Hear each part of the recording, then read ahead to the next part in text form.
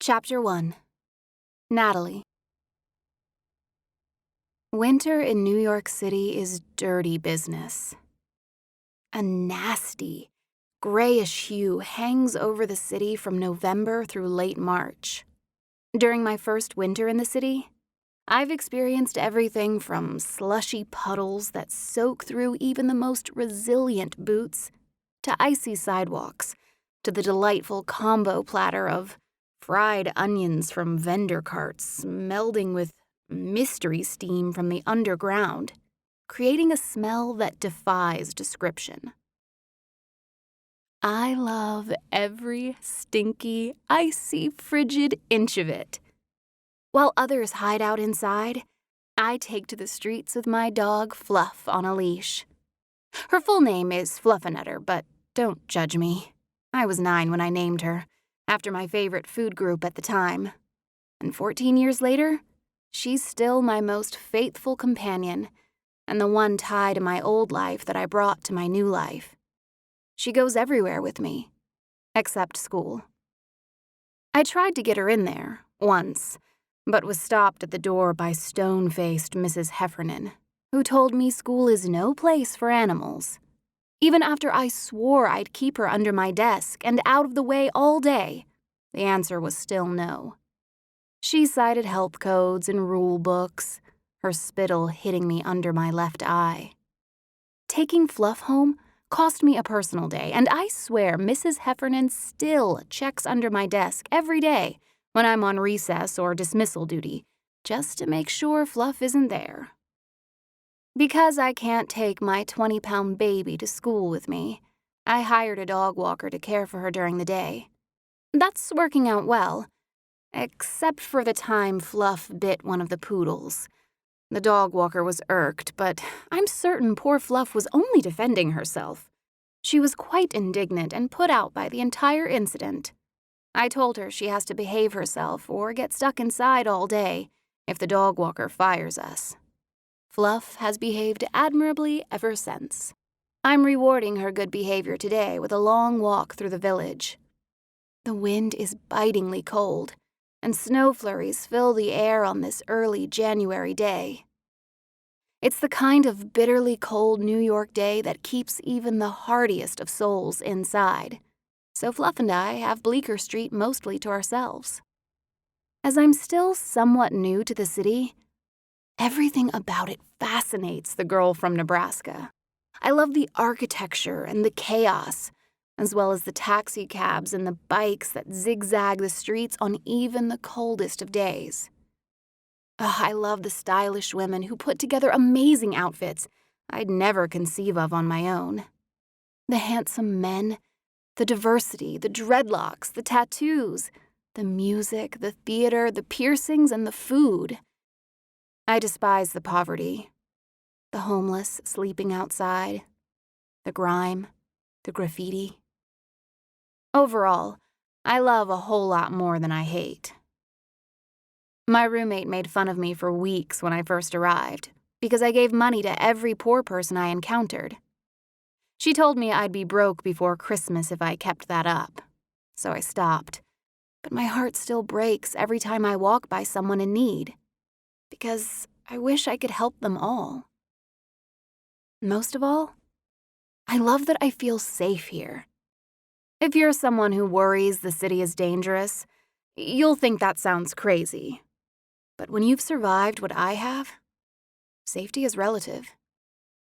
The way I look at it, for every one person who might hassle you on the street, there are 100 good people nearby who'd come to your aid. I take comfort in that. I window shop my way from one end of Bleecker to the other, lingering outside Marc Jacobs before the cold forces me on my way. A first-year teacher can only dream about shopping at Marc Jacobs, so there's no point going inside. Not to mention they'd freak about Fluff being in there. Standing still is not an option today. My face is so cold at this point, it's gone numb, and I have the start of an ice cream headache without the pleasure of the ice cream.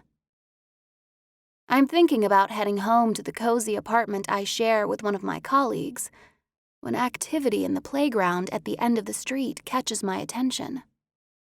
Let's see what's going on, Fluff. We head toward the park, Fluff pulling hard on her leash, though I can't tell whether she's hot on the trail of a scent or a sight. I've learned to let her investigate these things, or put up with her pouting all day. She's freakishly strong for a little old dog, and I find myself nearly jogging to keep up with her. I'm not quite sure how to describe what happens next. All I know is, one minute we're trotting along until I slide on a patch of ice, teetering for a moment between disaster and recovery. By the time I regain my feet under me, Fluff has taken advantage of my momentary loss of balance to bust loose. Her leash goes flying out of my hand and she takes off like a shot, making for the gate to the park on tiny legs that move with puppy-like speed.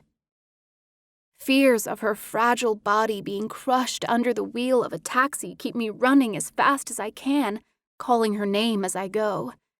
She rounds a corner and disappears for a horrifying second before I make the turn into the park and bring her back into view. I'm laser-focused on her and terrified of her clearing the other side of the park and dashing into traffic. Fluff! Stop! Stop! I run so hard my lungs are burning from the cold and the exertion.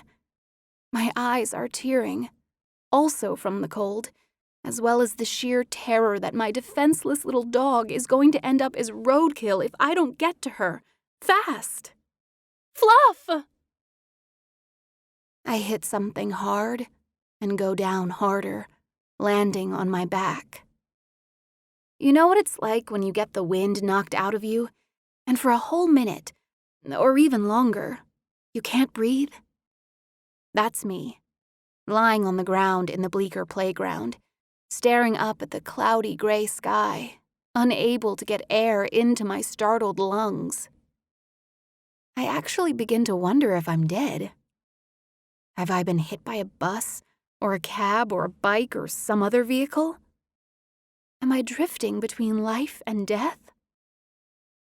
A crowd forms around me, numerous sets of eyes looking down at me. People are always so curious when bad things happen to other people. I hear angry voices. There's pushing, shoving, and jostling around me. A face appears above mine. A handsome male face. He seems concerned and familiar. Do I know him from the neighborhood? Someone screams in the background, and I think it might be me. Then Fluff is there, licking my face full of concerned obedience. That's when I know I'm not dead, and neither is she. A flood of relief at realizing she's okay relaxes my chest, allowing in oxygen I desperately need. The cold air hitting my lungs snaps me out of the stupor I've slipped into. I look up at soft brown eyes, a kind face, brows knitted with concern. "Shut up, Hayden," the kind face says. He has really nice eyes, and dark hair shot through with hints of silver. I want to reach up and push it back from his brow and see if it's as soft as it looks. His lips are perfectly formed, the kind of lips you want to kiss, and his face is arresting, captivating, lived in, if you know what I mean. "Can't you see she's hurt?" That voice, something about it is familiar. I want to ask if we've met before, but I can't seem to speak. "She fucked up my shot." I said to shut up. You shut up. It's not your shot she fucked up. Looking down at me, the kind man rests his hand on my shoulder. "Do you think you could sit?" I try because he asked me so nicely, and because Fluff and I have obviously caused some considerable trouble for these people. His strong arms come around me, helping me to sit up. He's so close, I catch a hint of his cologne. He smells expensive, a thought that nearly makes me giggle. Except my chest hurts, and Fluff is making a scene, yipping and trying to get my rescuer's hands off me. Did I mention she's a bit territorial when it comes to me? My rescuer's eyes bug out of his head as he gasps. Holy shit! That damn dog bit me! He waves his arm around, trying to dislodge Fluff, whose tiny body jerks at the end of his arm. The jerking only makes her more determined to hold on. He lets out an ungodly howl. The other guy, the one who's been screaming at me, comes rushing over to assist him. Don't hurt her! My voice returns as they're about to hurl poor Fluff across the park in their haste to remove her from the arm of my rescuer. Get her off me! I scramble to my feet and reach for her, my legs wobbling and my head swimming from the rush of moving too fast. Thankfully, Fluff sees me on my feet and comes willingly to me, dislodging her victim. You're fucking bleeding, the man named Hayden says. He's fucking bleeding. I'm not sure who he's talking to until a team of people descends upon the nice guy, tending to his wounds. Does he need the ER? Hayden asks. He's crazy handsome, tall, broad-shouldered with dark hair and ice blue eyes. He's also seriously pissed. Please tell me he's not going to need the fucking ER if we lose this entire fucking day. Hayden. The injured man waves the others away and dabs at the wound with some gauze. Shut the fuck up, walk away, and take a deep breath. Easy for you to say, Flynn. It's not your ass on the line to deliver this thing on time and on budget. Walk away. Hayden storms off, barking orders at people as he goes. I finally take a look around and see cameras, ladders, light poles, electric cords snaking along the ground, a tented area off to one side, and a lot of people milling about looking uncertain. I'm sorry. I didn't realize you all were here, Fluff. She got away from me and I went after her. I venture a glance up at him, and that's when it hits me. My dog has bitten Flynn Godfrey. The Flynn Godfrey. Flynn freaking Godfrey. You're... Oh my God, I'm so sorry. I don't know what got into her. One minute we're walking down the street and the next she's biting Flynn Godfrey. His appealing eyes twinkle with mirth. It's not funny. I can't believe he's laughing. It's kind of funny. It's not fucking funny. Hayden shouts across the park. Shut up, Hayden, Flynn says without taking his eyes off me. Are you all right? I'm so sorry. The biting is new. She's 14 and more of a terror now than she was as a puppy, and I'm totally babbling, and you're Flynn Godfrey. I take a step back, wishing for a way to simply disappear before I die of embarrassment right in front of the biggest movie star in the known universe. Wait. I halt. Because what else does one do when Flynn Godfrey issues an order? Are you all right? He asks, his own injury apparently forgotten. Words fail me under the potent glow of his magnetic beauty, so I nod. You're sure? Yes. I force words past the odd sensation in my chest and throat. Are you? It's a scratch, nothing to worry about. Well,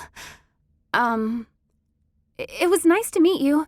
I'm a huge fan of your work, perhaps your biggest fan, but I'm not a stalker or anything. I'm doing it again. I'm babbling in front of the biggest movie star on the planet. I'm going to stop talking now. I'm sorry again for interrupting your work. Tell him I'm sorry too. I nod in Hayden's direction. He's still ranting and railing, and suddenly, I want out of there because the guy is kind of scary pissed. I tighten my arm around Fluff and make a hasty retreat, nearly tripping over a power cord on my way out of the park. That's when I see the gigantic signs posted on the gates. Closed today for film shoot. Great. Acutely aware of everyone in the park watching me go, including Flynn Godfrey, the biggest movie star in the universe, I walk as fast as I can on rubbery legs. Behind me, I hear male voices arguing, loudly. Then I hear his voice. Hey, wait. Don't go. Is he talking to me? I'm afraid to stop to find out, so I walk faster. Fluff is squirming in my arms, wanting down so she can walk too. No way, Missy. Your wings are officially clipped. She whimpers and continues to fight my hold on her. Don't even think about biting me, do you hear me? Wait. It's him. And he's calling out to me. While everything in me is telling me to run, to flee, something makes me stop and turn. Much later, I will look back upon the decision to turn around as one of those life-changing moments that you don't realize is changing your life as it happens, but with hindsight, you can see how important it was. Anyway, he's running after me. Flynn Godfrey is chasing me. The few people on Bleecker pause in what they're doing to watch him. Even in the frigid cold, the sight of the biggest movie star in the universe stops people in their tracks. His breath forms puffy clouds as he catches up to me. The intense look on his face disarms me. Don't tell me you've decided to sue poor Fluff. I go for witty over panicked. Her net worth is a goose-down bed, a couple of chew toys, and a very expensive and apparently useless leash. His lips quiver slightly, but his eyes are deep and dark and determined. You didn't tell me your name. Why do you want to know my name? You are going to sue me, aren't you? Before you spend a ton of money on lawyers, you should know that Fluff's net worth is quite a bit more than mine. I'm not going to sue you, he says, chuckling. I wouldn't mind some coffee, though, if you have time, and if you tell me your name. You want to have coffee? With me? If you have time, and if you tell me your name. I'm stunned, speechless.